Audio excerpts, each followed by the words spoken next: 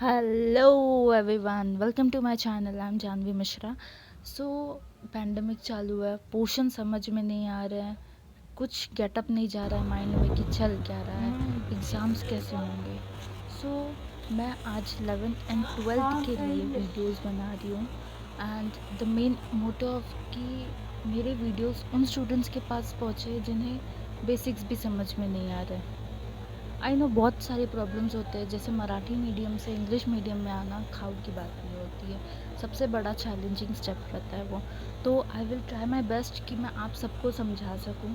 आपके कोई भी डाउट्स होंगे तो आप मुझे कमेंट सेक्शन में बता दीजिए। मैं स्टार्ट करूंगी OCM, जैसे बोलते हैं organisation of commerce and management. हमारा फर्स्ट चैप्टर है इसमें का Form of business organization. The organization which are engaged in some type of commercial activity called as business organization. The main aim of business organization is to earn profit.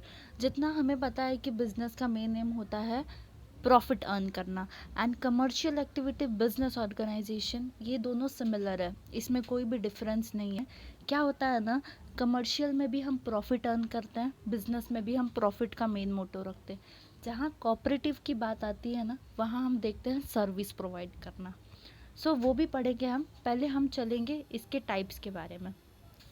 देखिए, type of business और commercial organisation. Private sector, हम जो भी पढ़ेंगे वो private sector के इसमें होगा। फर्स्ट है सोल प्रोप्राइटरशिप, सेकंड है joint Hindu family firm, partnership, cooperative society and joint stock company.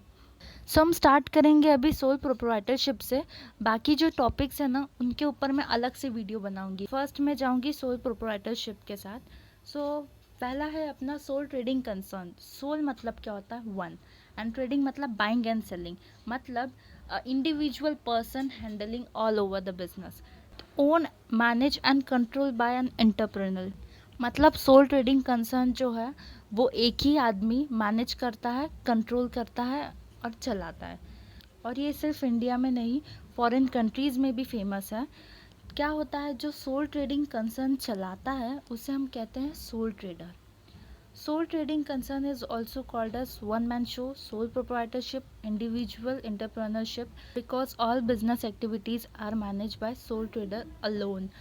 क्या है, अभी देखो तुमको क्वेश्चंस कैसे आएंगे, MCQ अगर आया तो। हाँ, MCQ में कैसे क्वेश्चंस आएंगे? Sole trading concern is also called as dash.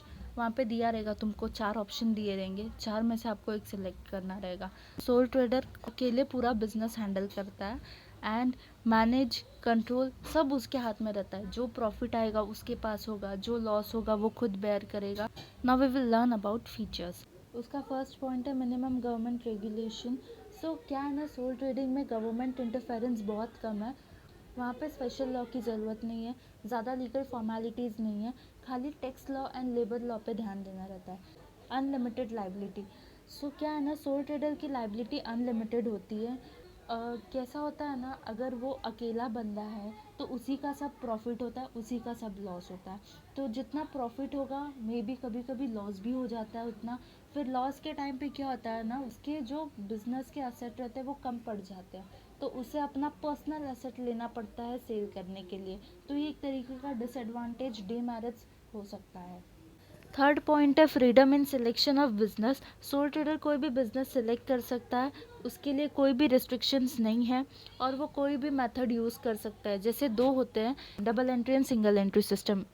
Secrecy में क्या होगा ना, अभी एक ही इंसान है, पूरा बिजनेस संभाल रहा है, तो उसके सीक्रेट्स भी उसके पास ही होंगे, क्योंकि वो ओनर भी है, मैनेजर भी है एंड कंट्रोल भी कर रहा है।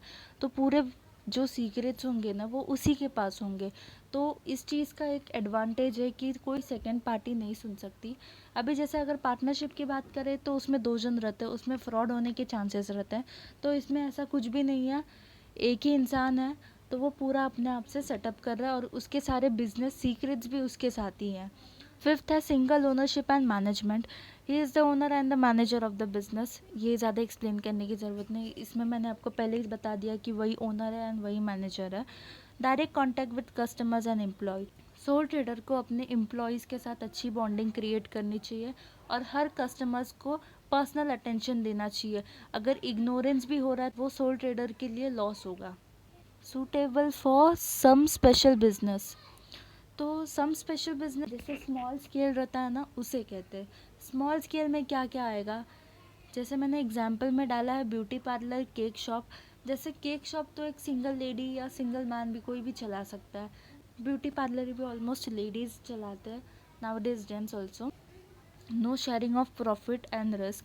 क्या होता है ना, वो सिंगल ओनर है तो उसका जो भी प्रॉफिट होगा उसी के पास होगा, जो भी लॉस होगा उसी के पास होगा। सो उसमें कोई सेकंड पार्टी नहीं है कि हाँ मुझे भी दो, मेरा भी हिस्सा है इसमें करके, ऐसा कुछ भी नहीं है। सिंगल ओनर है तो उसी के पास सब रहेगा। ही बेयर और प्रॉफिट, ही बेयर और लॉस। ओके, सो हमने अभी तक फीचर्स देख लिया, एक बार रिवीजन कर लेते हैं। फर्स्ट है मिनिमम गवर्नमेंट रेगुलेशन, जैसे मैंने बताया कि कोई भी गवर्नमेंट इंटरफेरेंस नहीं है, याद रखना। सेकेंड है अनलिमिटेड लाइबिलिटी, जो सोल ट्रेडर है उसकी लाइबिलिटी अनलिमिटेड है। इन केस ज़्यादा लॉस हो रहा है तो वो अपना पर्सनल असेट सेल कर सकता है। Freedom in selection of business, जैसे कि उसके पास पूरा फ्रीडम है कि वो कोई भी बिजनेस सिलेक्ट करके उसे रन कर सकता है। फोर्थ है सीक्रेसी, अकेला बंदा है तो सीक्रेट्स भी उसी के साथ रहेंगे। And the fifth one is single ownership and management, अभी अकेला है तो he is the owner and manager of his business. Sixth है direct contact with customers and employees, employees के साथ अच्छी बॉन्डिंग रखना है और कस्टमर्स को पर्सनल अटेंशन देना है। और सेवेंथ है suitable for some special business, जैसे लार्ज स्केल नहीं स्मॉल स्केल के अंदर ये आता है, तो स्मॉल स्केल में ब्यूटी पार्लर, केक शॉप ये सब इंक्लूड कर दो।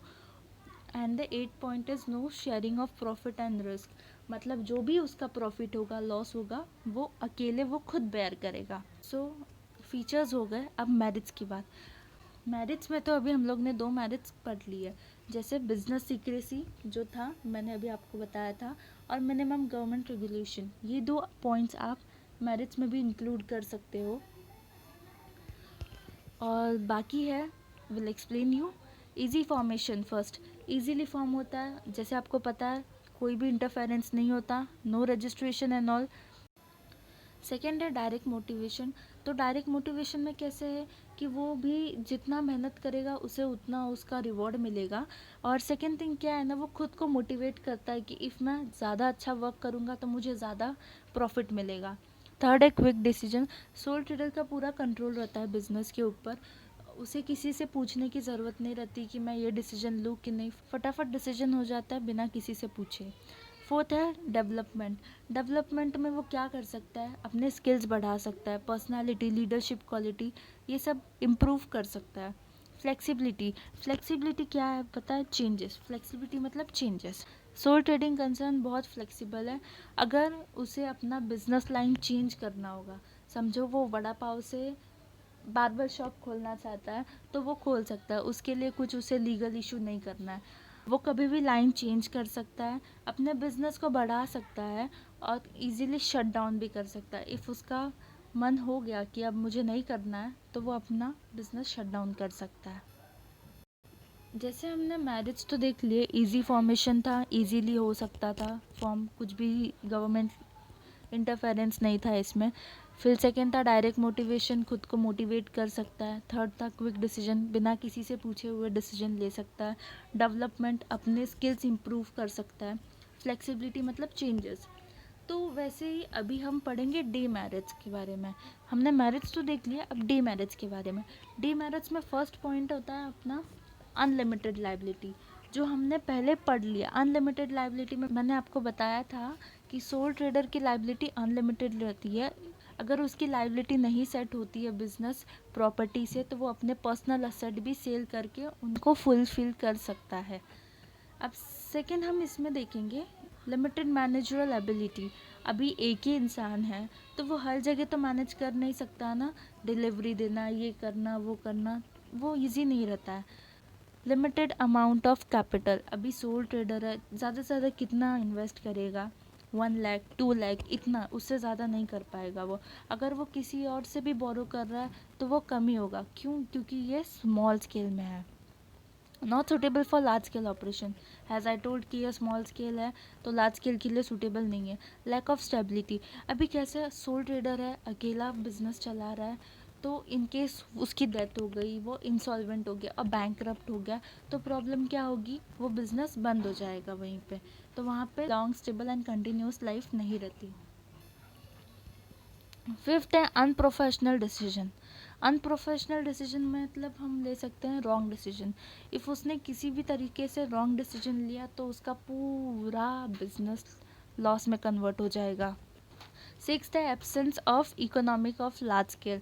मतलब लार्ज स्केल तो है नहीं, अभी अगर समझो स्मॉल स्केल है एंड इफ़ वो सेल कर रहा है 50 रुपीज़ का सामान, and we Indians are expert in bargaining, तो समझो अगर वो सेल कर रहा है 50 रुपीज़ का, हम 25 में ले रहे हैं, तो उसे कितना लॉस होगा, 25 लॉस। तो वो डिस्काउंट भी नहीं दे पाएगा और ना ही वो लॉस बेयर कर पाएगा। अगर लॉस ज़्यादा होगा तो उसका फर्म क्लोज हो सकता है। सो अभी हमने देखा डी मैरिज के बारे में, जस्ट हम रिवीजन कर लेते हैं उसका भी। लिमिटेड मैनेजरल एबिलिटी, मतलब एक ही इंसान पूरा फर्म नहीं मैनेज कर सकता। Second, limited amount of capital, small scale है तो लिमिटेड कैपिटल है। Not suitable for large scale operation, large scale के लिए नहीं है, स्मॉल स्केल के लिए है, याद रखना। फोर्थ है लैक ऑफ स्टेबिलिटी, स्टेबिलिटी कम है, कंटिन्यूस लाइफ नहीं है उसकी, दैट इंसॉल्वेंसी या बैंकरप्ट कुछ भी होगा तो वो पूरा बिजनेस उसे बंद करना पड़ेगा। फिफ्थ है अनप्रोफेशनल डिसीजन, रॉन्ग डिसीजन में turn into huge loss. And six है absence of economic of large scale, मतलब लार्ज स्केल नहीं है, डिस्काउंट नहीं ऑफर कर सकता, एंड ज़्यादा लॉस होगा तो वो बेयर भी नहीं कर सकता। सो यहाँ पे ये टॉपिक ओवर होता है। Thank you everyone for watching my video, stay safe. So अभी ये तो ख़त्म हो गया sole trading. So after the sole trading मैं अभी joint in the family firm का डालूँगी। सो अगर आपको कुछ भी डाउट हो रहा है तो आप मुझे कमेंट सेक्शन में मैसेज कर दिए। मैंने टेलीग्राम का लिंक भी डाला है, वहाँ पे मैंने ये पीपीटी शेयर की है। And thank you so much for watching.